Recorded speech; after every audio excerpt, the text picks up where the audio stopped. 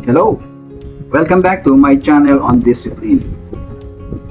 Today actually is my about 17th vlog already, and this time I would like to concentrate on promoting my ebooks, Discipline for Everyday Living and the Best Ways How to Discipline. I strongly believe that every one of us needs this ebook. Everyone needs to have a copy of this, specifically the Filipinos and ultimately people from other nations. At the moment, of course, many of us view discipline as a mere generalities or an abstract thing, lacking details, such as the type, the classification, the elements, etc., etc. These details things of discipline I have discovered over the use of my research and studies, and validated even from the Bible. So I strongly believe that this is very, very important in understanding fully well what discipline is all about, and ultimately be able to apply it with effectiveness. Now, we will have a serious problem of discipline in the future, that's for sure. Now, and people, I'm sure, will be looking for solutions on how to solve them. And to me, the very first problem that you encounter in discipline is not just the lack of it, it's simply the ignorance of it. So unless we address that ignorant part of discipline thing, we will not be able to address whatever problem of discipline we'll have in our lives. That's the very reason why I would like this ebook to be available to each and every individual, every person. It will have a very, very powerful effect sa ating mga lives, whether in the family, in community, in business, in government, in church, in school, in education. That's why I'm taking this opportunity, I'm taking this specific content in my blog to focus on promoting this. My blogs alone is not enough, what I have presented over this past 16 blogs that I've made, is not enough. You need to have a copy of this discipline ebook rather, and be able to read and understand it fully well. Now, as an example, you will note that in our present situation here, the Philippines alone, many advocates what we call yung pagkakaisa. Marami sa atin nag-advocate na ng pagkakaisa sa politika natin, right? It's about time. In 2025, we'll be heading to next election again. Nag-advocate ng pagkakaisa. And tanong ko, nagkaisa na ba tayo? Actually, kaya nanalo yung past administration, the tandem ng past administration is because of their advocacy on unity o pagkakaisa. And yet, what happens lately, this pagkakaisa, hindi naman natuloy, nagkahiwalay pa nga. So, what's the reason? Similarly, we hear these advocacies on, politicians' advocacies on pagbabago. And my question is, have we really attained changes as we proclaim it, as we envision it? At this point in time, yung prices of goods, yung prices of services, etc., etc., yung economic activities natin, yung unemployment and everything has not changed. In fact, many are looking at it in the point na it's going to be difficult in the years to come. So there's no change to expect, really. Now, minsan sinasabi ko nga sa sarili ko, I'm asking myself, bakit pagkakaisa o pagbabago ang ating in-advocate? Why not pagmamahal? Right?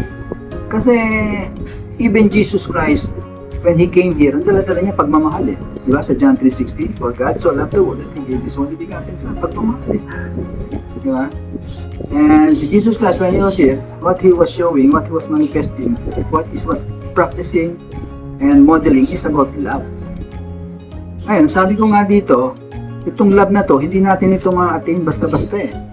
Kasi, para magkaroon tayo ng love na yan, kinakailangan magkaroon tayo ng disiplina. Hindi po pwedeng mahal mo yung sarili mo, and yet wala ka naman disiplina. Hindi mo pwedeng sabihin mahal mo yung kapwa mo, and yet nagtatapon ka ng basura sa kalsada. Diba?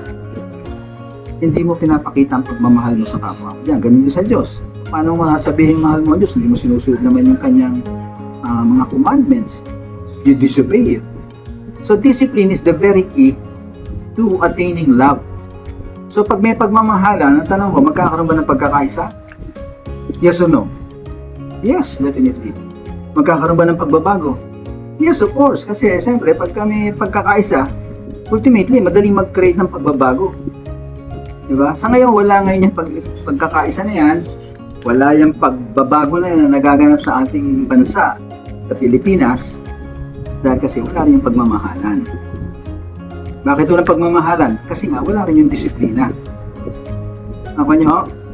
Kaya napakahalaga na itong disiplina na to ay may palaganap natin sa bansa na to. Kasi without this, we will all die. We will all die. Because of lack of love. We will all suffer. Now, kaya nga sabi ko nga dito, the worst problem of discipline is not just the lack of it, it's simply the ignorance of it. Walang nagturo sa atin yan sa kolehiyo, sa college, sa high school, sa elementary about this discipline thing. No? Wala tayong libro niyan. Wala tayong katuruan yan na masasabi natin, mapanghahawakan natin with authority. Diba? With competence. So, normally, kung magkaroon man tayo ng katuruan sa disiplina, nasa level lang ng tao. Wala sa level ng Diyos. So, what's the use of that? Diba? Sabi nga ng Lord, for the wisdom of this world is foolishness in my eyes. Kaya nga even si Jesus Christ, no? Ang pinoprofess niya dito, sabi niya, if you love me, you should keep my commandments. Sa John 14:15-7. So, ibig sabihin, kung gusto natin magkaroon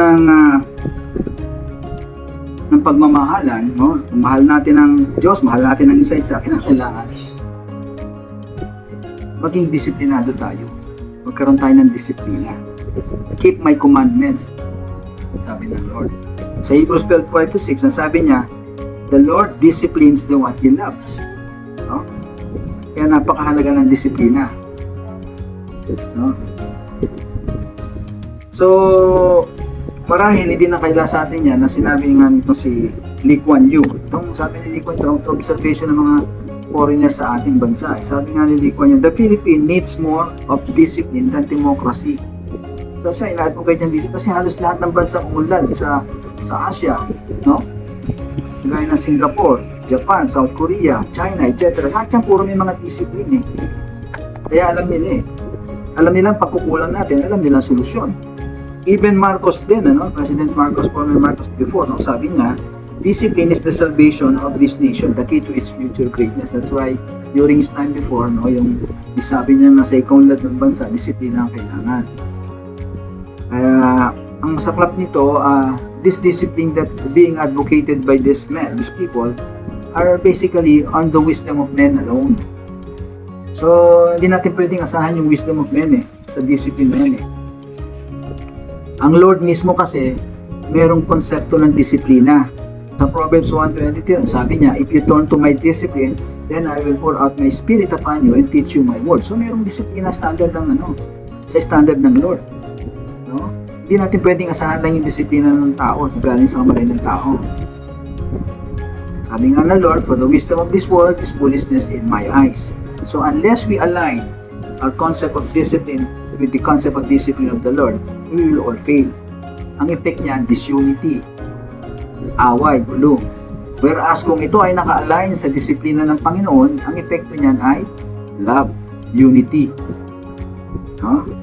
Kaya, I would like to once again promote this, sabi ko nga, itong ebook natin na to, na Discipline for Everyday Living, na nasa website na natin, na kung mababasa nyo lang ito, makikita nyo ang kabuuan ng disiplina talaga. Ano ba talaga yung disiplina?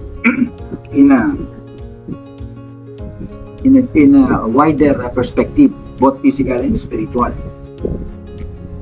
Now, during my past videos, as I advocate this discipline thing of God, through my ebooks, I happened to encounter this one comment of the viewers. Ang sabi niya, Pastor, ano po ba natin ano po bang babasahin natin muna? Yung Biblia o yung libro ninyo sa discipline? Well, napakagandang question yan, ano? Sabi ko, definitely, we must read the Bible first and foremost, di ba? But the big question, sabi ko nga, not everybody could just understand the Bible unless he is guided by the Holy Spirit. Actually, it's the Holy Spirit that will teach us to understand the Bible. That's why yung nagtuturo niyan, kinakailangan indwelled by the Holy Spirit. Kaya nga sinabi niya dun sa scripture sa 2 Peter 1:20, di ba? To 21, sabi niya, "Know this well, no prophecy of scripture can be handed over to private interpretation, since no prophecy comes from human decision, for it was men of God, moved by the Holy Spirit who spoke." So kinakailangan magtuturo niyan anong tawag dito, yung kinakasihan ng banal na espiritu para maituro niya ng maayos yung salita ng Diyos sa Biblia. Kung ikaw magbabasa nito at wala naman sa iyo yung espiritu ng Diyos, paano maunawaan? Kasi yung salita ng Diyos, espiritu yan eh. Ngayon, sabi ko nga, kung wala sa atin ng disiplina ng Diyos, hindi mo talaga maunawaan ng Biblia. Kahit mangangaral ka pa, kahit pastor ka pa, pag wala sa iyo yung disiplina ng Diyos, hindi mo alam yan, at wala sa iyo yan, hindi mo maituturo yung salita ng Diyos ng maayos. Bakit? Hindi ka kasi kakasihan ng espiritu ng Diyos eh. Diba? Sinabi yan sa Proverbs 1:23. Ano sabi niya? "If you turn to my discipline, then I will pour out my spirit upon you and teach you my word." So pag meron tayong disiplina ng Diyos, in-observe natin yung disiplina niya na nakasulat na natin sa e-books natin, kakasihan tayo ng banal na espiritu. Pag kinasihan tayo ng banal na espiritu, tutulungan niya tayo para maunawaan yung Biblia, yung salita ng Diyos sa Biblia.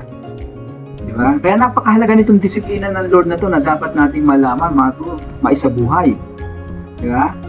Kasi without this, talagang hindi maunawaan yung salita ng Diyos. Even yung nagtuturo, kung nagtuturo yan ng salita ng Diyos at wala yung Espiritu ng Diyos sa kanya, pag kung saan tamang ituturo niyan. That's why may mga churches nga ayaw nila ng pinagbabasa nila ng Biblia yung kanilang mga membro eh. Bakit? Kasi nga, pag binasa mo yan at wala naman sa iyo yung Espiritu ng Diyos, iba magiging interpretation mo. Lalo mo lang kung kontradiktihin yung tunay na turo ng isang mangangaral na kinakasihan ng banal na Espiritu. Napakadelikado kasi ngayon yan. Kaya, ang sabi ko nga dito, nung sa tanong niya ngayon, sa question niya ngayon, sabi ko, basahin, wala namang problema basahin ng Biblia, pero hindi mo nga maintindihan yan. Kaya kung magkakaroon ka ng discipline, malalaman mo itong discipline na to, ma-observe mo yung discipline na ipinopromote natin ngayon ng Diyos, kakasihan ka na banal na espiritu para maunawaan mo siya. So, unahin muna din natin yung pagkakaroon ng disiplina. Yan muna unahin natin. Didisiplinahin ka muna. Kasi meron disiplina ang Diyos na pinapatupad na kailangan natin para tayo ay makaunawa ng salita niya. Ang masapat na katotohanan nito, ang ating bansa ngayon, ay nasa isang masasabi kong sumpa. Sumpa dahil kasi una, hindi natin alam yung disiplina na ito ng Panginoon. At nabubuhay tayo, karamihan sa atin, wala yung disiplina niya. In which case, nagagalit siya. At ang masakap na katotohanan dyan, didisiplinahin niya tayo along the process. Kasi sabi ko nga, ang purpose ng pagpunta dito ni Jesus para ituro, i-model ang disiplina ng Ama. So pag nalaman na natin yan, ang Ama naman na magdidisiplina sa atin. Kaya yung mga kalamidad na yan, yung mga nangyayari, mga disasters na sa ating bansa niya, yan ang paraan ng Panginoon yan. I-discuss ko yan sa mga past videos ko. Paraan yan ng Panginoon para disiplinahin tayo, para matuto tayo. Kaya nga kung matuturo, malalaman natin yung disiplina na yan ng Panginoon, hindi tayo magsasuffer ng mga ganyang calamities or disasters na ganyan. Kasi siya rin ang gumagawa niyan eh. Now, pag binasa natin sa 2 Chronicles 7:14, sabi niya, "If my people," tayo yan, "who are called by my name, humble themselves and pray and seek my face and turn from their wicked ways, then I will hear from heaven and I will forgive their sin and will heal their land." So, ang ating bansa, sabi ko nga, under curse, may sakit ang bansa natin eh. may sakit na spiritual na sakit. Kaya hanggat nandiyan yan, nandiyan lahat ng mga problema. Dahil bakit ka mo? Wala tayong discipline. Sabi niya kasi, if my people who will humble themselves and pray and seek my face and turn from their wicked ways, ano ibig sabihin turn from their wicked ways? Maging righteous sa niya. E paano naman tayo magiging righteous sa kanya kung wala naman yung discipline? Ano ba ang sabi niya doon? Sa Hebrews 12:11, ang sabi niya, no discipline seems pleasant at the moment, but painful later on. However, it produces the harvest of righteousness and peace for those who have been trained by it. So, pag wala yung discipline, we will never be righteous. And hindi matutupad itong 2 Chronicles 7:14 na sinasabi niya, seek my face and turn from their wicked ways, then I will hear from heaven and will forgive their sin and will heal their land. Hindi tayo mapupurgive. Kailangan magkaroon tayo ng righteousness ng Lord, in which case magkaroon muna tayo ng disiplina ng Panginoon. So, paano tayo magkakadisiplina? Hindi nga natin alam. Wala nagpupumot, wala nagsasalita. Di ba? Ngayon, itong sinasabi ko sa inyo ngayon na to, sa video na to, hindi ito enough. This is not enough. Imagine I wrote this book for 20 years and then joined to discuss it in just 5, 20, 15 minutes. Hindi po pwede. So I encourage you to have a copy of this book, no? E-book. That is just, I'm giving it for free nga almost for free, no? I just ask for some little donations whatsoever, love gifts sa inyo. No? Para nang sa ganon, ma-bless din kayo ng Lord. Kasi sinabi niya yan sa Matthew 10:42. Anong sabi niya? And if anyone gives even a cup of cold water to one of these little ones because he is my disciple, truly I'll tell you, that person will certainly not lose their reward. So, yung mabibigay nyo sa ating tulong dito, donations, so support, no?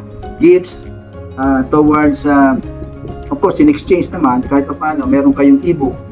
Dalawa yung e-book na yan, mabibless kayo kasi you will be rewarded, sabi niya. Bigyan mo nga lang ng cold of water yung kanyang disciple, i-reward ka na. How much more yung mga love gifts natin na bibigay sa through this advocacy ng Lord. This is not my advocacy, this is for the Lord. I am just being used. Okay? Ginagamit lang ho ako. Kasi walang magsasalita kung wala ako sa harapan ninyo. Wala akong magsasalita nitong mensahe na napakahalaga na to. Pagdating mo ni Jesus Christ sa second coming niya, hindi niya itatanong kung ano ang pangalan ng Diyos, ilan ng Diyos. No? Diyos ba si Kristo o hindi? Hindi niya itatanong yan. Isa lang ang itatanong niya. Okay? Kasi, did you observe my discipline that I preach and model when I was there? That's what Jesus Christ will ask, no? Ngayon, saan nakasulat yan? Sinabi niya dito, na at the end of age, sabi niya, no? He will send the angels to separate the wicked from the righteous. Kaya paano may separate yung wicked from the righteous? Yung righteous sa wicked in each case, no? Paano may separate? Yung righteous nga, yun yung disciplined people, na sinabi sa Hebrews 12:11. Paano mo siya separate kung hindi mo makikita yung discipline sa kanya? Di ba? So, kaya napakahalaga na tayo ay alam natin itong discipline na to na dinidiscuss natin ng Lord, no? Na na-discuss natin sa e-books natin na yan at isinasabuhay natin. Kasi nga, yan ang hahanapin niya. At pag yan po ay wala sa atin, hindi tayo makakapasok sa kanyang kaharian. No? Hindi tayo makakapasok sa kaharian niya kasi yan ang kakailanganin, yung discipline na yan. So, once again, I would like to encourage you to secure a copy of this. No? Sa ngayon, napakalaki ng problema natin sa kahirapan. Sinasabi nga, hindi naman humuhuka yan. Lumalala pa na lumalala yan in the years to come. No? At sabi ko nga, ang pinakamahirap na kalaban sa lahat, hindi tao, hindi nga yung China. Ang pinakamahirap na kalaban natin, ang Diyos mismo. Kapag tayo ay lumabag sa kanyang disiplina, hindi tayo nagpa-disiplina sa kanya, sigurado yun, meron tayong kalalagyan. Meron tayong punishment na makakaano. No? Kaya nga sabi sa Proverbs 13:18, whoever disregards disciplines comes to poverty and shame. No? Kaya yung kahirapan natin na to, huwag nyo lang hanapin yan kung saan-saan pa, kung bakit meron tayong kahirapan na ganyan. May kahirapan tayong ganyan kasi walang disiplina tayong mga mamamayan, tayong mga Pilipino. No? Okay? Hindi tayo sumasang-ayon sa disiplina ng Panginoon na nakasulat sa Biblia. Of course, in-explain na natin yan sa libro natin sa e-books. Both yung mga nasa baba at ay nasa taas, pare-parehong walang disiplina tayo. No? Kaya eto, sinasabi ko sa inyo to, bilang, ay siguro sa mensahero na rin ng Lord para hindi lang matuto tayo, kundi ganapin natin itong disiplina na to. Kaya nga sinabi niya sa Deuteronomy 18:19, I myself will call to account anyone who does not listen to my words that the prophet speaks in my name. Actually, this is the word of Jesus Christ, yung discipline na to that I'm speaking to you now. No? I'm very confident to speak this now for you because this is not my message, this is for you. Pag pinanood nyo halos lahat ng aking mga videos niya, na 17 niya, makikita niyo talaga lahat ng katuruan niya, pag nireview niya, makikita niyo mensahe talaga ito ng Panginoon. Kaya sa mga huling araw bago siya dumating. So, wag na kayong magatubadi, no? Get a copy of this ebook. I-share nyo at the same time sa inyong mga mahal sa buhay. Ituro nyo. No? At I would also suggest na i-share nyo itong aking video na to. Mag-subscribe din kayo para meron kayong regular supply nito mga information message na i-deliver ko. Marami mo to. At lahat na i-deliver ko sa inyo later on, makikita nyo, hindi nyo pa naririnig sa talambuhay nyo. Okay? Kaya I need your support. This will help a lot. No? We need to spread this message of God's discipline to all people of the world. Kasi ang sinabi ng Panginoon dun sa Matthew 24:14, yung end time prophecy niya, sabi niya, for the gospel of this kingdom has to be preached to the whole world as a testimony to all nations, then the end will come. You can never preach fully well itong kingdom of God na to without passing through the discipline of the Lord.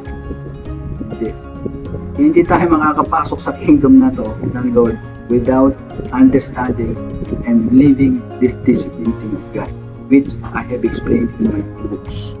Similarly, hindi rin natin mauunawaan yung salita ng Lord na sa Biblia kung wala tayong Holy Spirit, in which case wala tayong discipline niya. So muli, pinapaalala ko sa atin, no, i-share nyo to. Lahat ng bansa, i-share ninyo. Sa ngayon, nakakaabot pa lang siya sa US, tsaka sa Saudi Arabia, tsaka sa Pilipinas, tsaka partly sa Canada. So sana ma-reach natin kasi whole world ito hindi ko to kayang gawin. That's why I am getting the support of every Filipino kasi sa atin nakatuka to sa mga Pilipino. We are destined by the Lord to promote this discipline thing of God to the whole world. No? And maging disciples niya halos lahat ng tao. So muli, maraming salamat. Sana naunawaan niyo itong aking sinabi at sana nga ay you take a copy of those e-books of mine. It is free. Sabi ko nga sa inyo, you just have to give some donations or what, kasi the Lord wants you also to be blessed. Sabi niya, di ba? If you give even a cup of cold water to this one, he will not go underwater. Yan sabi ng Lord. And kailangan natin na may palagana talaga ito lalo madaling panahon kasi malapit na siyang dumating. So, yun lang ang aking masasabi sa oras na to. Maraming salamat. God bless everyone.